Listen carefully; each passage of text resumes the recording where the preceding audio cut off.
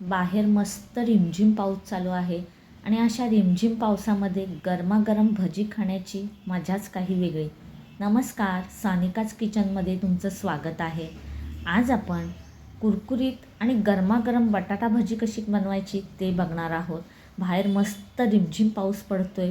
चला तर मग लगेचच व्हिडिओला सुरुवात करू. बटाटा भजी बनवण्यासाठी इथे मी 2 मध्यम आकाराचे बटाटे सोलून त्याचे असे पातळ तुकडे करून घेतले आणि बटाटा काळा पडू नये म्हणून मी त्याला पाण्यात घालून ठेवले. बघा, बटाटा पातळ चिरायचा आहे म्हणजे भजी तळताना तो आतमध्ये चांगला शिजला जातो.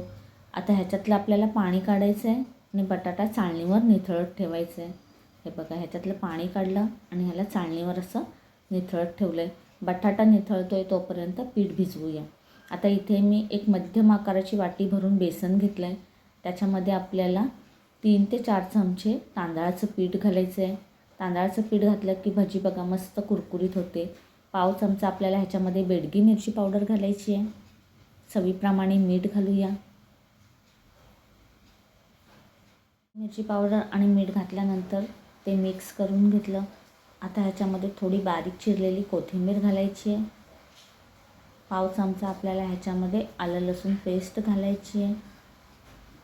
आता थोडं थोडं पाणी घालून पीठ आपल्याला भिजवून घ्यायचं आहे. पाणी एकदाच घालायचं नाही, असं थोडं थोडं पाणी घालायचं आणि गाठी मोडत आपल्याला पीठ भिजवून घ्यायचं आहे. आता ह्या पिठामध्ये मी बघा बेडगी मिरची पावडर, आलं लसूण पेस्ट आणि कोथिंबीर घातली आहे. तुम्हाला हे काहीच घालायचं नसेल, नुसती प्लेन भजी करायची असेल तशी केली तरीसुद्धा चालेल. हे बघा, असं थोडंसं पाणी घालायचं आहे आणि पीठ चांगलं भिजवून घ्यायचं आहे. पीठ भिजवताना एकदम पण घट्ट भिजवायचं नाही आहे आणि एकदम पण पातळ भिजवायचं नाही आहे. पीठ भिजवलं आहे पण ते अजून बरंच घट्ट आहे. बघा, थोडंसं अजून ह्याच्यामध्ये पाणी जिरेल.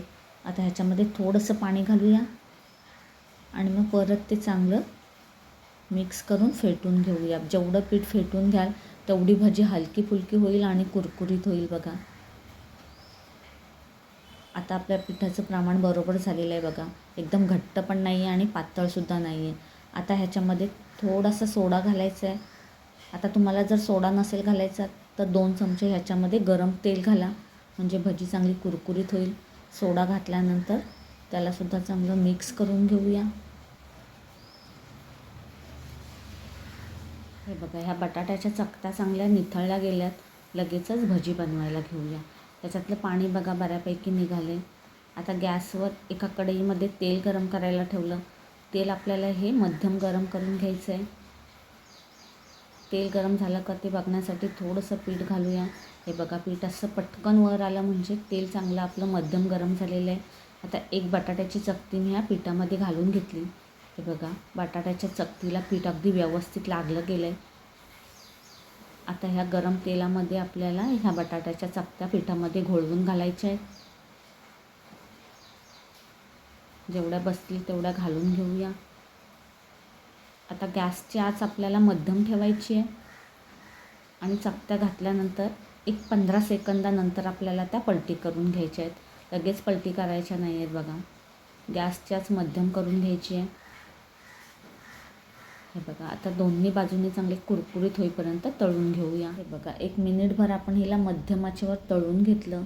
अजून 1-2 मिनिट चांगली कुरकुरीत होईपर्यंत तळून घेऊया. हे बघा, 2-3 मिनटातच भजी चांगली कुरकुरीत झाली आहे. तिला काढून घेऊया. आता उरलेली सगळी भजी आपण अशाच प्रकारे बनवून घेतो आहे. सगळी भजी आपली बनवून झाली आहे आणि भजी ना मस्त कुरकुरीत झाली आहे. आणि आपण बेसनामध्ये बघा थोडी बेडगी मिरची पावडर घातली, त्याच्यामुळे भजीला रंगसुद्धा छान आलेला आहे. तर मग आजचा व्हिडिओ तुम्हाला आवडला असेल तर व्हिडिओला एक लाईक जरूर करा आणि असे छान छान पदार्थ पाहण्यासाठी सानिकाच किचनवर जर नवीन असाल तर नक्की सबस्क्राईब करा. भेटूया अशाच एका वेगळ्या व्हिडिओमध्ये. तोपर्यंत धन्यवाद.